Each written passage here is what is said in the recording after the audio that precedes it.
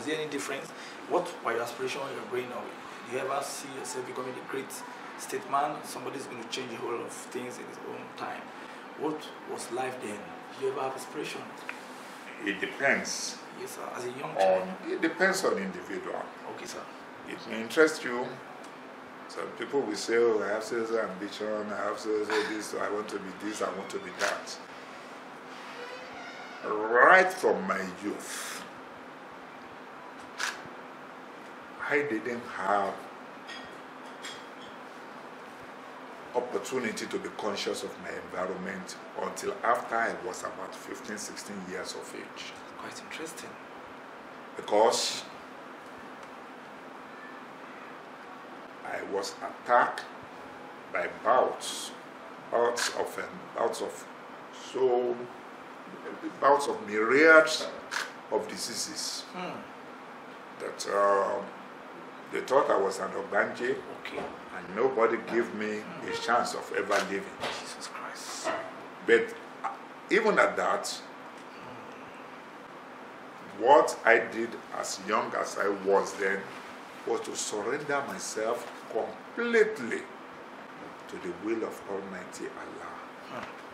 Whatever I become today, I pick it along the way with complete submission to the will of God and with abiding faith in the Almighty Allah. You are from a polygamous home, sir. How are you able to face the challenge, the vicissitudes of a challenge? I've faced the challenges, I've overcome the challenges, and I'm trying my best to carry everybody within that polygamous home along with me.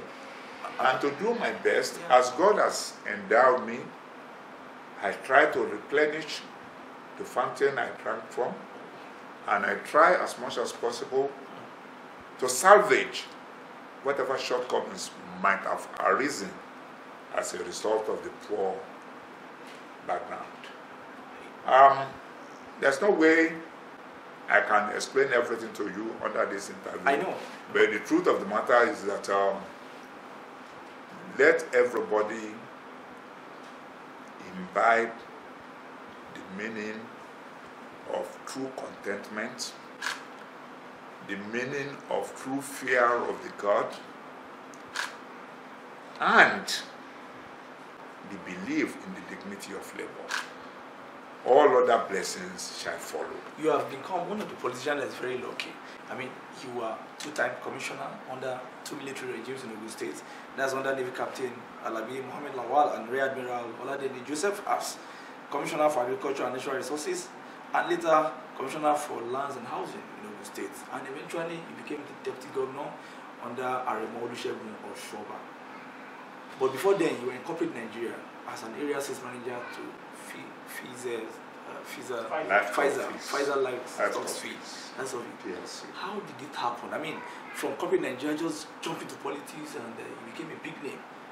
Will you say that was a mystery, or was it an accident of nature? How did you get into politics? I summarized everything to you. Yes, sir. That I didn't have any design, focus, agenda, or to say that, okay, well, because of my power, I will talk like the novice who will say I'm a self-made man. How can you be self-made? No, that's what he put in the Bible. We have the hands of God. We have your immediate family. Okay. You have relations. You have friends and acquaintances. You have the teachers that put you through. Okay. You have so many things. Even the enemies, both real and imaginary, they assisted in molding your life. So, a fertile mind will not see anybody as an enemy, because whatever they did to you and you perceive them as an enemy was as ordained by God to teach you a particular lesson. Sometimes those who coddle you and over-pamper you may even be your enemy in disguise without you knowing, because they will not allow your potential to come out. You will not have the determination to overcome challenges. So, in my own case, if you say I'm lucky, Yes, I'm lucky to overcome challenges. But I faced so many challenges right from birth, with my mother losing the first 3 children, and me as the 4th one that later became first, was not given the hope of surviving. And yet, you have to take care of your 6. Yet I had 6 others siblings, in addition to myself. Yeah. So, with that, you can imagine the enormity. Yeah. To compound the whole thing, my father died at the age of 52. So everything looking black. So the determination, the spiritual upliftment, the willingness to learn anew, and to tap on my environment, they are there. So there's no way I can say that, okay, I made myself, notwithstanding my efforts. But surprisingly, unconsciously, I would go to school. Where it was least expected that I would make it, I would make it in flying colors.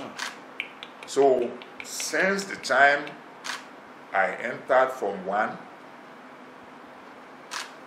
my performances had been improving, and it went ahead to continue improving after I started working. For example, when I was in Abakaliki, for my youth corps,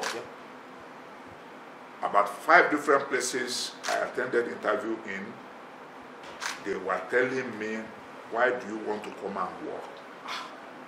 You had a 2nd class upper, you are better going back to the university to do your postgraduate. And I keep on, immediately I would tell them that, okay, sorry, I don't have immediate intention of doing it. They would say, does it mean that you don't have ambition? So it's beyond ambition. It's because I was having a lot of trailers I'm dragging along with me. Yes. My neighbors, my acquaintances, and at a later time, my own children and family. But at the appropriate time, unconsciously, I got determined that I must do my master's. After gaining admission twice for my master's, first time at Ife, the second one at UI, but later, the whole idea crystallized in me, and I made up my mind I wasn't going to do my MSc again in animal science. So rather, I will be doing MBA, Master's in Business Administration, and specifically because I was in sales and marketing, then I will do it for marketing. And I did that when I came out in flying colors. Then it opened the door for me without laboring, without lobbying, without asking for any special favor from anybody. The favor of Almighty Allah was just coming. At different times, as it was coming, I will be confronted with a negative phenomenon. People will oppose it, but at the end of the day, I will triumph. And that's why I said, those who are opposing you, those who are criticizing you, those who are working against your interest, may inadvertently be your friend, be your motivator, without you knowing. But if you have a complete submission of mind to Almighty God, you will know that it's always a blessing in disguise. I want to ask you this funny question. Between being the deputy governor, which you did prudently, and being a senator of the Federal Republic, which you also did prudently, and being an administrator, I mean, being a deputy governor and a commissioner, you've done almost everything. Which one was the best role that you really feel happy? If you want to write your memoir or you write your memoir? All of them are the best. Are you sure, sir? Sure. Because I learned a lot. I contributed a lot. I put everything at my disposal into whatever assignment or responsibility, nature, human being, corporate entity bestowed on me. So, wherever position I find myself, no single dull moment. I do it to the best of my ability, and I enjoyed every bit of it, including all the challenges, including negative challenges. I enjoyed them because those are the things that makes me tick. Those are the things that give me the avenue to put on my thinking cap at all times and move ahead the perceived enemy. thus toughening me and making me what I am today. Humble, gentle, firm, of course, calculative, and unassuming. So, all those things were not of my making, and nobody can get to read them in any book. You acquire them by your physical, spiritual contact with all these challenges. So, and like Babawula will say, the glory of any man is not in never falling, but in rising each time he falls. I want to ask this question. SDP, a lot of your followers all over the world felt your longest political decision was to join SDP in 2015 and to follow your former boss, Chief Olusegun Osunba, and that it was the longest political decision that made your party to lose, and the Senator Gbenga Kaka of PDP now took over. Do you see the way you follow your analysis? They were absolutely wrong. Okay, sir. If I'm confronted with the same situation anytime, any day, I will act the same way. I can't believe this, sir. I'm telling you, where there is no justice, there can never be peace. Where there is no peace, there can never be development and growth. If my mission is to ensure that my environment develop, then I must be prepared to embrace peace and justice. And without minding whose source is God, the fear of God supersedes every other consideration.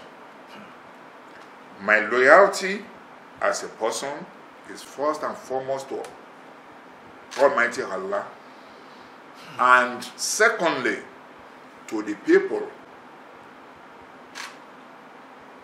I have to serve. It is after that I can start considering any demigod, or what do you call it, Godfather, or whatever, just whatever name you like. So to me, once I satisfy my conscience and I satisfy God Almighty according to His injunction, I don't bloody care. People accuse me of mixing religion with politics. Yes, of course. I have no qualms. I have no regrets. You are sure I will always have the fear of God first, and do the bidding of Almighty Allah in whatever I do. So people can talk. I'm following my former boss. Yes, sir. Yes, you look at area of least resistance. Area of least resistance. One, if you have so many bosses, if you have so many associates, you place them. Take them that they are all best. There will still be better of the best. Take them that they are all bad. There will be the least ugly of them all. So, since you cannot work in isolation of other people, you have to work in company of others with team spirit. You must learn how to manage not only your subordinates, but your boss. And once you learn how to do that, like we have in democracy, yes, sir, a pluralistic society, yes, sir, and multi-party democracy, yes, sir, then you look at the aggregate of those you want to associate with and take your decision. So I have no regret being associated with Chief Olusegun Osunba. He was my boss. I work amicably with him, and I'm proud of him. A lot of people feel you were cheated when you were working with him. It doesn't matter. They should mind their business. That you could not even sign a check of I told you, it doesn't matter. Then. I wasn't appointed to go and sign a check. Okay, sir. And I'm telling you one thing clearly. Yes, sir. It doesn't matter if your mission is to go and work. Yeah. You see something good, you strive to make it better. Then you look at the meaning of synergy. Okay. If we have 10 things to do, and my boss decided to monopolize 5 or 6, I have subordinates. If it is only 1 or 2, I can effectively contribute Why do I need to bother with the rest? Let others do it. So it is when you don't know what you are capable of changing, what you are not capable of changing, what is the difference between them, it is then you won't know how to approach the challenges. But once you know it, serenity of life, you have contentment and you have satisfaction that you have put in your best in the circumstance. And once you have done your best, leave the rest. So what people worry about, I don't worry about it. As a human being, you do something that is not compatible with my expectation, I will react immediately. And after my reaction, I get behind the door there, everything has vaporized. So I have that blessing, and that's why I'm totally, absolutely free of any hypertensive traits. I don't keep anything in my brain. I don't get myself worried unnecessarily. Once God gave me the intellect to know that this thing I cannot change, I find a way of trying to live with it. And if it is something I'm capable of changing, I put everything at my disposal to ensure that it's changed. Not minding who sources God. Not minding the cost to me. So what people are talking, I lost to Buruji Kashamu. Yes, sir. I knew within my heart that I didn't lose to Buruji Kashamu. That's good. It is the people that lost to Buruji Kashamu because they surrendered themselves to him. And out of ignorance, they did not appreciate the good things that I was doing. That I'm no longer there now. They have had the opportunity of weighing the two. And they know which one is heavier. They know which one is best for them. So if they want to repeat it, let them repeat it. I will never be the loser. Okay, sir. I'm always the winner because I satisfy my conscience and I satisfy. Have you ever met Gbenga Kaka one-on-one? Has he ever He's my junior brother. Okay, sir. You saw that I didn't bother to say I'm going to any court. Okay, because we were surprised, really. I have nothing. I have nothing. Have appealed. I did not lose election to him. It is the people that lost election to Buruji Kaka. The people of Ogun East and senatorial zone. When you are in the democracy, okay, sir, you respect the wishes of the majority.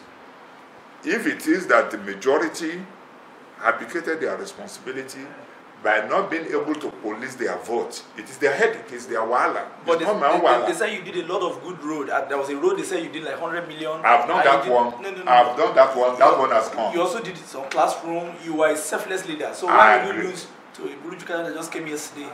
So why? Why would the people not remember the good days? I'm telling you that it is better for you to pass through a route and not allow others to pass through it also, so that there will be basis for comparison. I've done my own best. I'm satisfied with it. I'm not querying the people. I respect their opinion. As at that time, maybe the tall stomach infrastructure is more important than the job. Because I won't deceive you, I was hearing it from the people who sent you on a project. You give this one a chance, he's going to spend all the money in executing project rather than putting money in their pocket. They want to eat now rather than something they will live with. Tomorrow. Those projects that are executed for the next 100 years, some of them will still be there after I might have gone. That is a good legacy. Not the legacy of distributing any money to anybody or me accumulating money that will not be useful to me, that will not be useful to my family. What I owe my family is give them solid education and then the basic necessity of life expected of a true father, not anything excessive. But are you happy?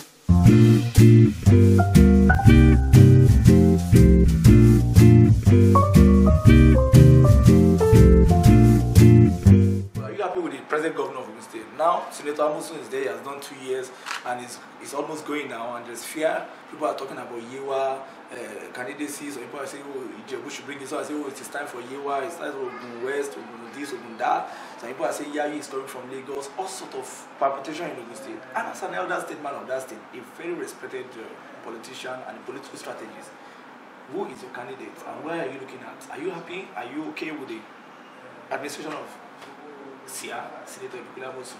As a person, okay, sir, I'm happy with Senator Ibekunle Amosu at any point in time. But as a governor of my state, I have my reservation. That's interesting. But my reservation doesn't mean that it's in the saddle. So he will work according to the dictates of his own imagination, of his own ability, and whether that ability is good enough for the people, it is the people that will be able to say that. My own feeling is immaterial. If the generality feels it's okay, it's okay. But if they feel it's not okay, I won't be the one to force them to say black and call it white. So to me, I've told you that whatever I can change, I put everything at my disposal to change it. And whatever I cannot change, I learn to live with it. But there's 7 years is almost gone. Oh yeah. So we have only 1 year. Though, why do you now want to be continue to live in the past rather than looking forward to the future? But there's a position so that to ask your question, yes, sir. Yewa Lokon, Ijebu Lokon, that is the wala of those who are championing those. As far as I'm concerned, my own dear state, Ogun State, deserves the best at all times. If all this Lagbaja Lokon, Tamedu Lokon had been the order of the day in the whole Western region, Papa Obafemi Awolowo wouldn't have been premier because it's from a very small community called Ikene, and we will have lost the opportunity of benefiting from his wealth of experience, from his gift of nature, from his knack for achievement. We will have lost it. His achievement in the whole Western region remains the hallmark of judging governance in the last 60 years, even many decades after he had gone. So as far as I'm concerned, only the best is good enough for Ogun State. And looking at the horizon right now, I'm still not yet convinced, not out of arrogance, I'm still not convinced that I have anybody in the horizon that is better qualified than me to administer Ogun State come 2019. But the final decision is that of the electorate, not me.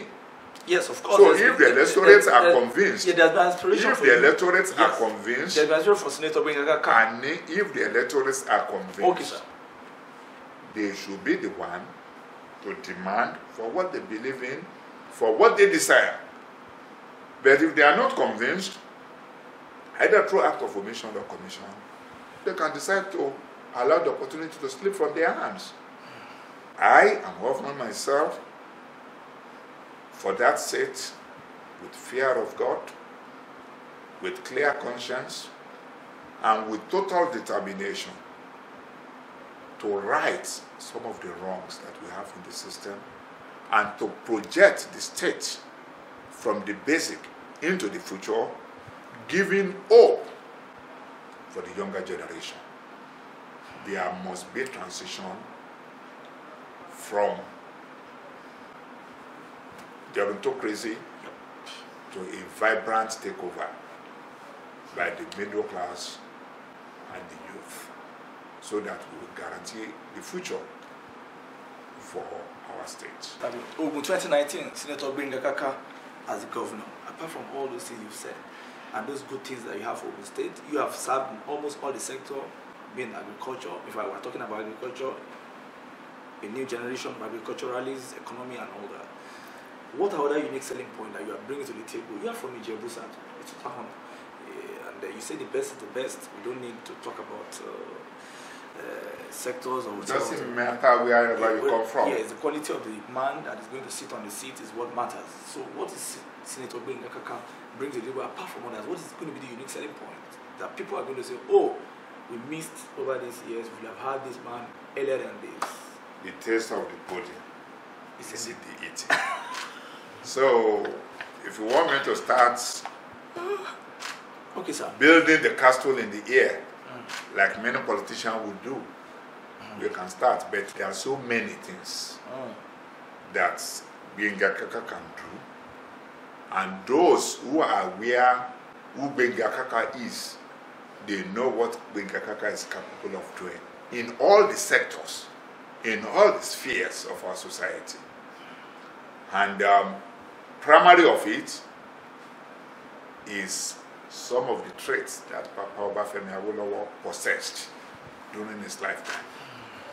Ability to identify the best brain, the best hands suitable for a particular job.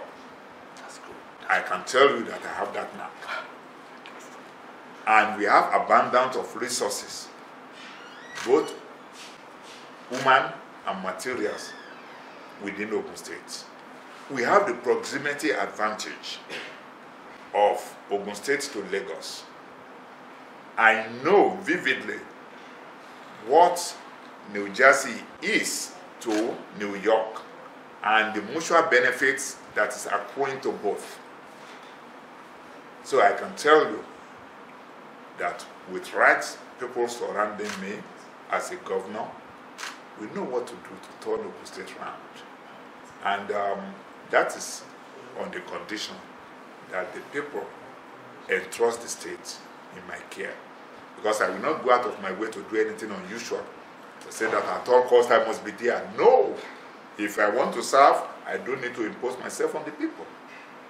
The people should identify the quality and be able to work in support to install me as their governor. So it is when I have their blessing with legitimacy that I can best serve them. And it is under that condition I will be able to pick the best brains without all this negativism attached to the way we do things. So I don't want to go into details. Are you going to do it under APC? By the grace of God. All right.